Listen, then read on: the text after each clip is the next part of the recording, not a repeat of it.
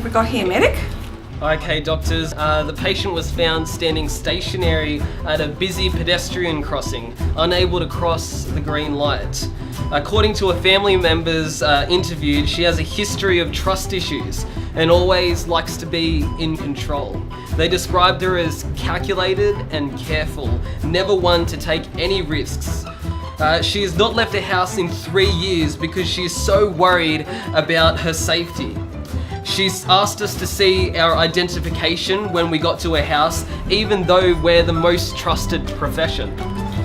Before my partner was allowed to drive the ambulance to the hospital, she made him take a drug and alcohol test and checked his license to see if it was still valid. A bit like the patient, I'm a bit stuck with this one, doctors. What do you reckon? I think I know what the problem is, but we better go in. You want to go in? Let's go in. Incision tool.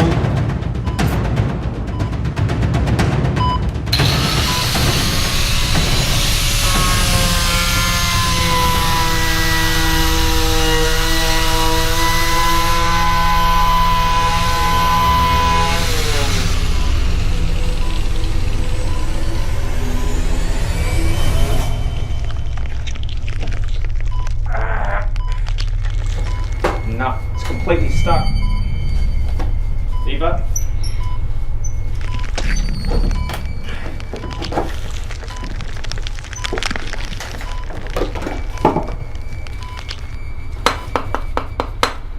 This heart's completely frozen. Oh, no wonder she wasn't able to take a step forward with a heart like this.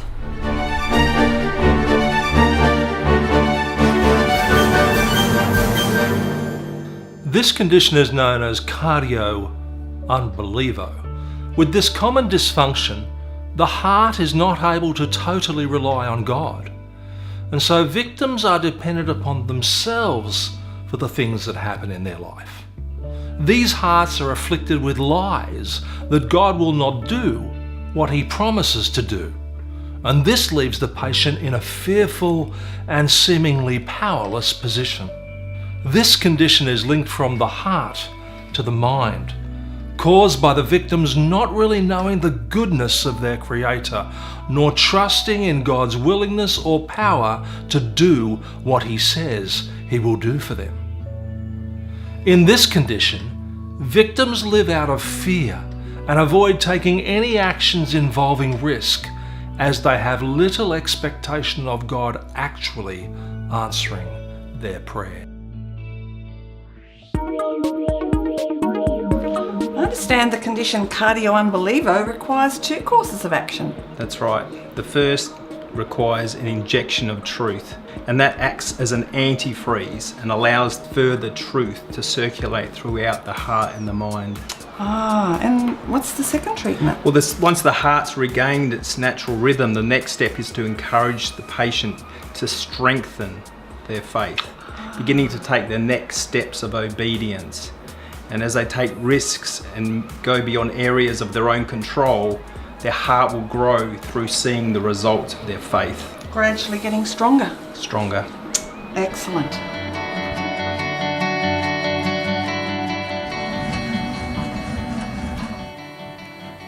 My life didn't have much fun or excitement.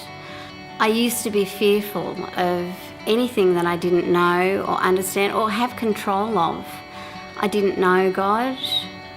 I didn't know that He wanted to have a personal relationship with me on a daily basis, and that I could do great things in His name. All I needed to do was trust and obey. It was simple. I just needed to spend time with God and listen to what He wanted me to do and do what He asked me to do. I know God now, and I trust Him, and I trust Him in all areas of my life. And I know God does what He says He's going to do. The other day I had a conflict at work, and I needed to speak to my boss about it. So it was a time for me to trust God and to talk to God about it, so I did. And I went into that meeting with my boss, and it was like a out-of-body experience. I was watching myself that was speaking clearly, and I wasn't nervous at all. Now, the resolution was nothing but supernatural. I couldn't have done that in my own esteem. I wish now all could have a faith heart. The possibilities are endless. My life isn't perfect because I'm not perfect. It's good. Actually, it's better than good. It's brilliant.